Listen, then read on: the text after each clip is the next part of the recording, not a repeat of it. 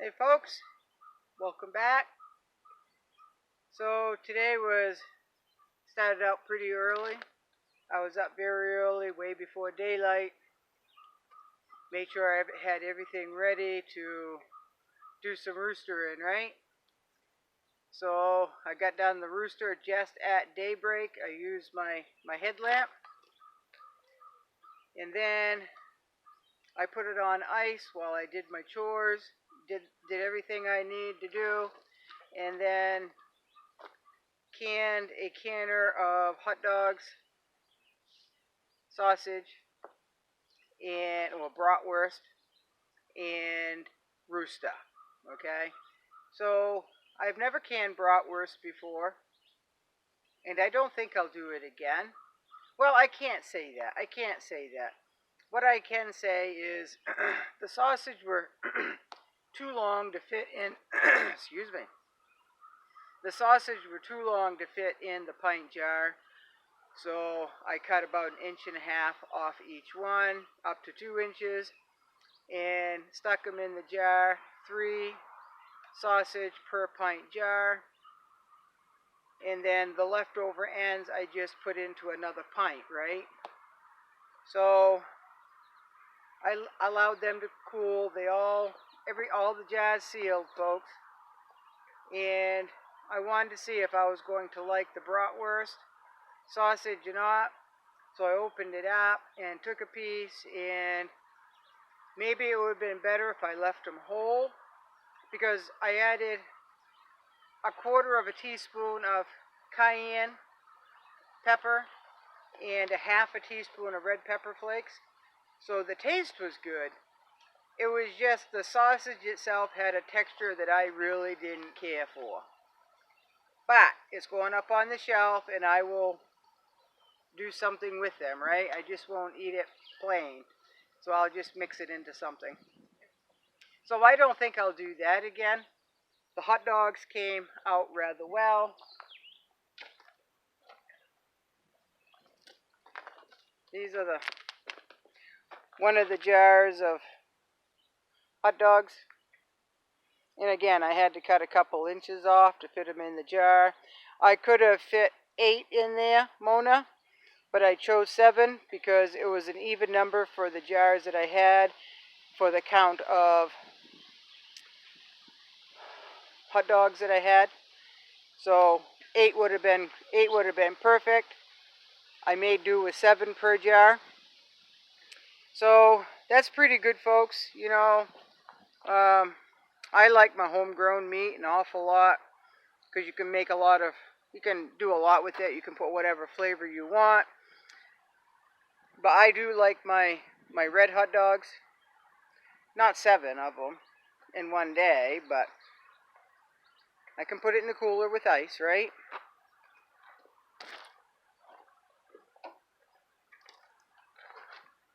So I'm rather tired, folks. I spent a few hours in my garden. I got about half of my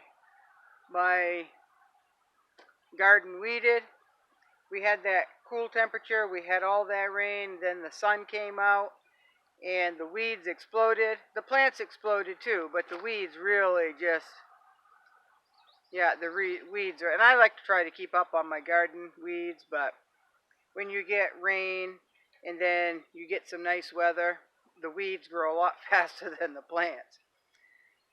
But Carol, the cucumber beetles have arrived. They arrived yesterday, I'm assuming, or last night. They have arrived. So that's always fun, right? The best way to get rid of cucumber beetles, folks, in my opinion, is to just pick them off the plant and put them in a little bit of gas or a little bit of soapy water, right? So that's always fun. But it's got to be done, folks. Now remember, you have to lift up the leaf and look for any egg sacs, right? You have to dispose of them as well, right? So I spent quite a lot of time in my garden. After I spent quite a lot of time canning, I took 5 pounds, finally took 5 pound, that 5 pound bag of carrots peeled them, cut the ends off, and then shredded them by hand on a grater. I blanched them for a minute and a half. It says for shredded carrots to blanch them for 2 minutes if you're going to dehydrate them. I did it for a minute and a half, folks, because it would take me 30 seconds to get the carrots all scooped up in the water, right? And then I let them cool and I put them in my mesh dryer. So they will dehydrate there. I'm not sure how long it's going to take to dehydrate them, but that's all right. I'm patient. And then they will be probably pump and sealed, Kimmy. So those will be used, you know, when the soup is ready or whatever is ready. I'll just throw a small handful in, and just basically hydrate them and warm them up a little bit, and that'd be in addition to the soup. So it's been a really busy day. It's been a warm day, but it's been a sunny day. It's been a breezy day. The mosquitoes haven't been all that bad, but those deer flies were hungry today, folks. Boy, they were hungry today. But I had things I had to do, and it is what it is. I have not found a single thing that works on deer flies. Not a single thing. They eat fly dope for dessert, folks, and they're not deterred by that thermocell whatsoever. They say to put a dryer sheet on your bandana or your hat, but with a safety pin, and they won't come around you. Well, that is false. So if anybody knows a way to keep deer flies away from you or to stop biting you, I would really like to know your trick, folks. I really would. So I do my pressure canning outside, and I filmed while I was waiting, I filmed a little snippet on a few tricks or a few tips if you are going to pressure can outside, things to look for, and how to adjust certain things, and what I do that I have found that works quite well. And if I'm tired, folks, if I sound tired, if I look tired, I am really tired. So it's a little bit warm in the sun. The red noodle beans and the squash are coming along nicely. I'll show a snippet of that. See here, the red noodle beans are growing just fine. The squash is growing just fine. And I'm not really sure how tall that mullein is now, but it's definitely, the last time, 8 days ago, it was up to here, folks. Up to my forehead. And now, if I really stretch, I can touch the top of it. So I'm 5'5" right there. Well, 5'5". So that's pretty tall. It's grown at least 18 inches in 8 days, folks. So it does grow really fast. And if it's that tall now, at the end of June, that will be a pretty tall plant. So somebody asked about an update on the field peas. Well, it's not what I expected, but they are blossoming out, and they're a funny looking pea plant. Look at that. It's got all those tendrils, just mass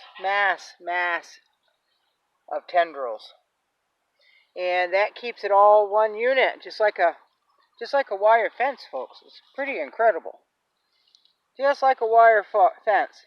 You move one, the whole row moves. So, but they are only about, look at that. They're only a foot tall, folks. That's it. Only a foot tall. But they've got that type of blossom there. Let me find another one. Here's another one. If I can get it to zoom in.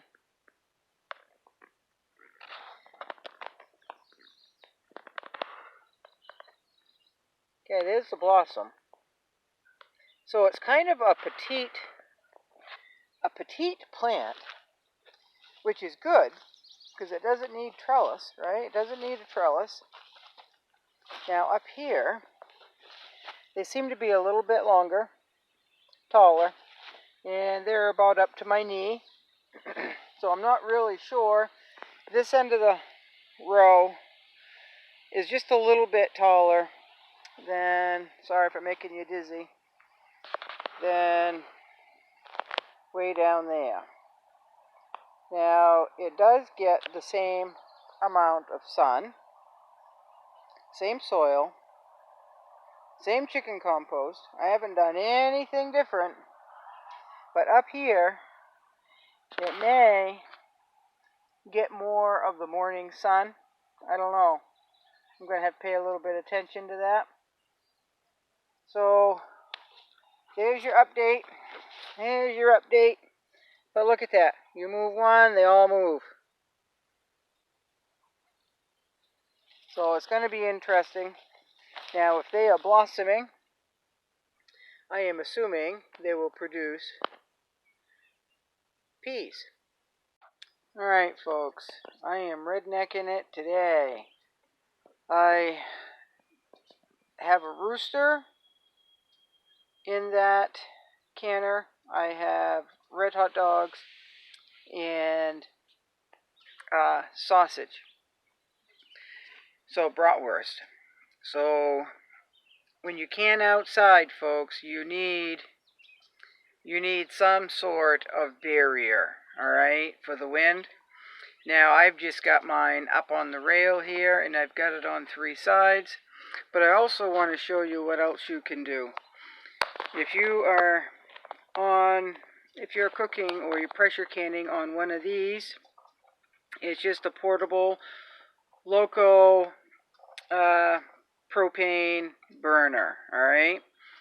So what you can do is you can take something here, and you could probably even bolt it or screw it to, or even mold it around, bend some metal around 3 sides. I wouldn't do anything right there because that's where the gas line goes in.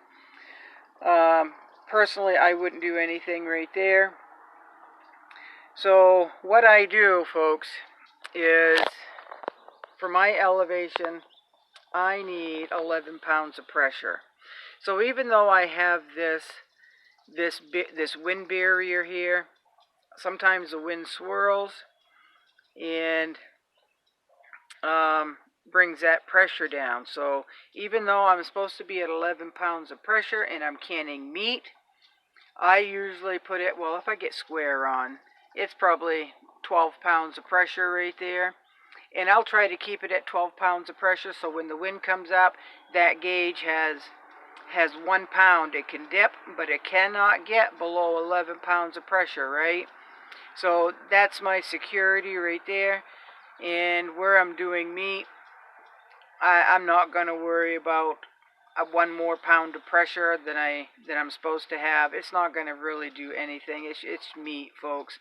Now, if you had potatoes or you had carrots or whatever in there, it might make everything mushy. So that's what I do with meat. I leave myself a safety barrier and try to keep it right at 12 pounds of pressure.